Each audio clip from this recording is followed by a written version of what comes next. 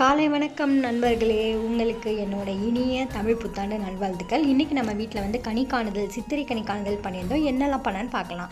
ஒரு தட்டில் வந்து நான் என்ன பண்ணிக்கிட்டேன்னா, வெற்றிலை பாக்கு, எலுமிச்சம்பழம், வளையல், குங்குமம், அப்புறம் மஞ்சள் எடுத்துக்கிட்டாச்சு. சந்தன குங்குமம் அஸ்யூஷுவல் நம்மளோட சாமியோட இடத்துல இருக்கும். அண்ட் தென் உப்பு, மஞ்சள் இருந்தால் கண்டிப்பாக நம்ம உப்பு எடுத்து ஆகணும். ஸோ அதனால் உப்பு எடுத்துக்கிட்டாச்சு. அப்புறம் ஒரு பவுலில் வந்து நட்ஸ் எல்லாம் நம்ம எடுத்துக்கிட்டாச்சு. ஆரோக்கியம் தரும், நல்லது தரும் நட்ஸு அந்த மாதிரி எடுத்துக்கிட்டாச்சு. அப்புறம் வந்து சீனி எடுத்துக்கிட்டாச்சு.